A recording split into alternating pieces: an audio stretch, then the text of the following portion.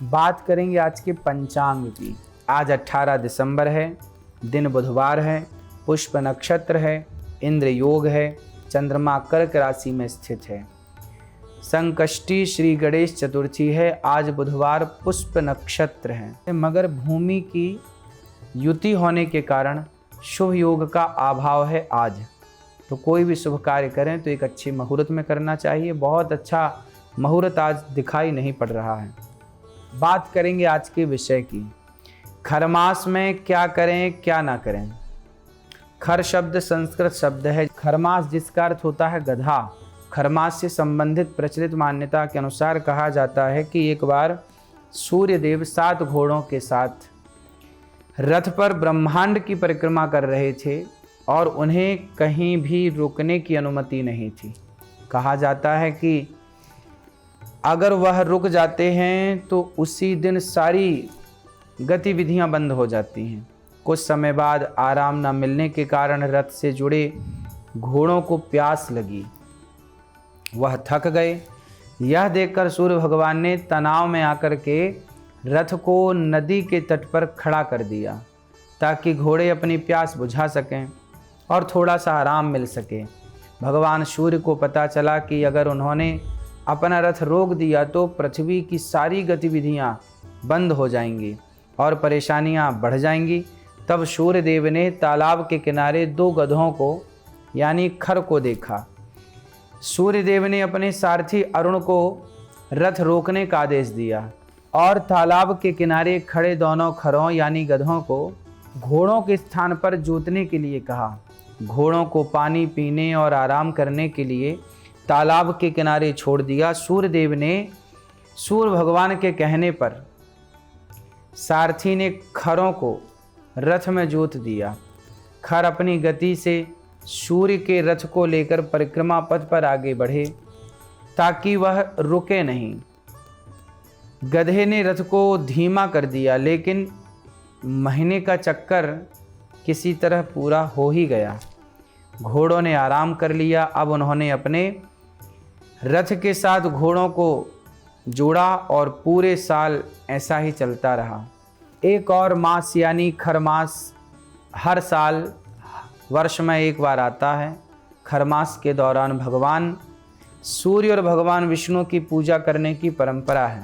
ऐसा माना जाता है कि पूजा करने से व्यक्ति को शांति और समृद्धि तो मिलती ही है, माता लक्ष्मी की कृपा भी उन पर बनी रहती है। यह महीना दान पुण्य करने के लिए, जप तप करने के लिए अत्यंत शुभ माना जाता है। मान्यता है कि जो व्यक्ति सच्चे मन से दान करता है उसके जीवन में सभी उसकी मनोकामनाएं पूरी होती हैं। इसके अलावा खरमास में ब्राह्मण को, गाय को, साधु संत को, दीन दुखी की सेवा करने का विशेष महत्व है।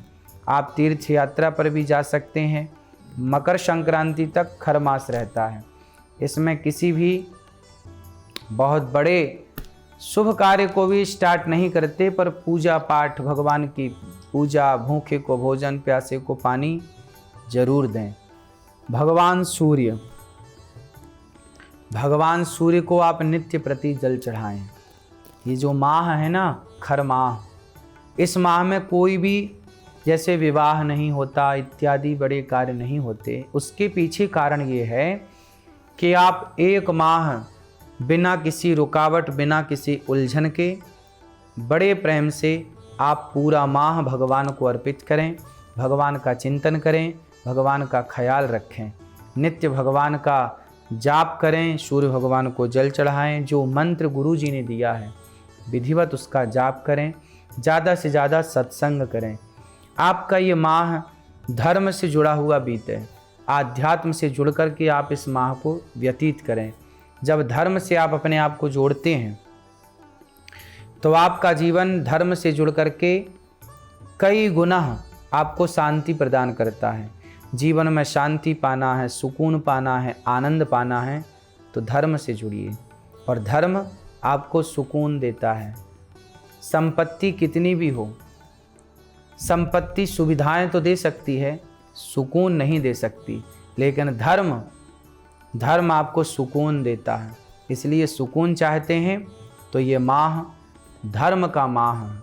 अपने आप को धर्म से जोड़कर इस माह को, बच्चों को धर्म से जोड़कर इस माह को सार्थक करें। राधे राधे। बात करेंगे आज के समाधान की। खरमास में मांगलिक कार्य नहीं होते, खरमास में जैसे विवाह इत्यादि नहीं होते, गृह प्रवेश नहीं होते, भूमि पूजन नहीं होती, मुंडन और तिलकोत्सव भी नहीं होता। खरमास में यज्ञोपवीत संस्कार या जनेऊ संस्कार नहीं किया जाता, नए काम या नई चीज़ों को शुरू नहीं किया जाता। खरमास में श्री राम कथा, श्रीमद् भागवत कथा इत्यादि गीता का पाठ करें, ये शुभ होता है। रामचरितमानस का पाठ करें। कोशिश करें कि इस महीने में कम से कम एक ग्रंथ का पूरा पाठ करें। ऐसा करने से धर्म लाभ होता है, साथ ही सुखी जीवन जीने के सूत्र भी हमें शास्त्रों से प्राप्त होते हैं। खरमास में दान करने से, तीर्थ स्नान करने से जितना पुण्य मिलता है, इस महीने में निष्काम भाव से ईश्वर की नज़दीक आने के लिए जो व्रत किए जाते हैं उनका अक्षय फल भी हमें प्राप्त होता है और व्रत करने वाले सभी दोष खत्म हो जाते हैं। इस दौरान ज़रूरतमंद लोग, साधुजनों और दुखियों की सेवा करने का विशेष महत्व है। खरमास में दान के साथ ही श्राद्ध और मंत्र जाप की भी विधि विधान से पूजा है। घर के आसपास किसी मंदिर में पूजन सामग्री भेंट करें। पूजन सामग्री जैसे कुमकुम, तेल, घी, अबीर, गुलाल, पुष्प, दीपक, धूप बत्ती। पौराणिक कथाओं के अनुसार महाभारत के समय जब भीष्म पितामह बाणों की सैया पर लेटकर अपनी मृत्यु के लिए सही समय का इंतजार कर रहे थे, युधिष्ठिर ने उनसे ज्ञान पाने की इच्छा जाहिर की। युधिष्ठिर जी ने पूछा कि ऐसा कौन है जो सभी जगह व्याप्त है और जिसे सर्वशक्तिशाली माना जाए, जो हमें इस भवसागर से पार करा सके। इसका जवाब देते हुए भीष्म पितामह ने उनके समक्ष विष्णु सहस्त्र नाम का पाठ किया और विष्णु सहस्त्र नाम का पाठ पितामह भीष्म ने सुनाया। इसके दौरान विष्णु सहस्त्र नाम का पाठ करना भी इस माह में बहुत शुभ माना जाता है। भगवान विष्णु सहस्त्र नाम के 1000 नाम लेने से भगवान प्रसन्न होते हैं। खरमास के दौरान विष्णु सहस्त्र नाम का पाठ जरूर करें। बात करेंगे आज के वार्तालाप की।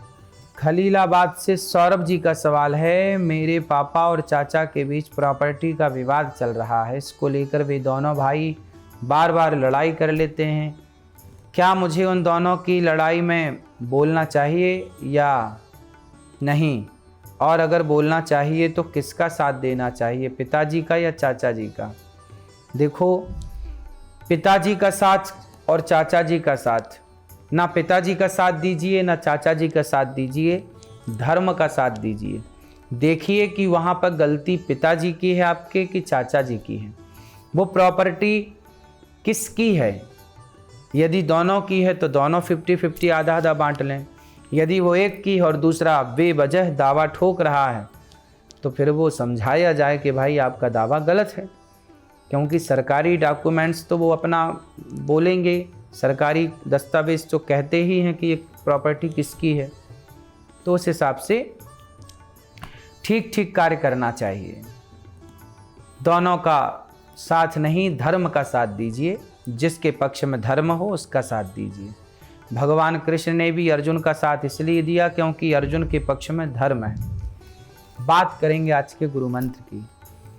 आज का मंत्र है ओम सूर्याय नमः। ओम सूर्याय नमः। बात करेंगे आज के संस्कारों की। खरमास की तरह पंचांग देखकर काम करने से क्या लाभ होता है? आज के माह में जितना हो सके आप जप तप कीजिए, तीर्थों का भ्रमण कीजिए, इसी से आपका लाभ होगा। ठीक है।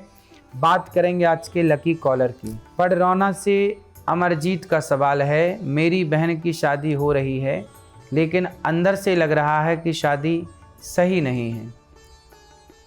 क्या कोई मुझे संकेत दे रहा है? क्या मुझे शादी रोक देनी चाहिए?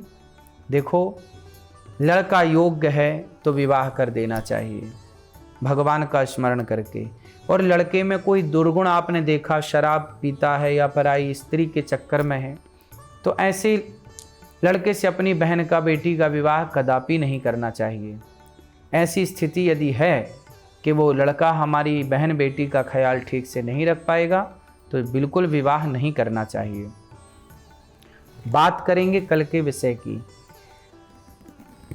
किराए का नहीं, अपना घर कैसे पाएं, मतलब आप खुद घर के मालिक कैसे बने। बात करेंगे कल इस विषय की।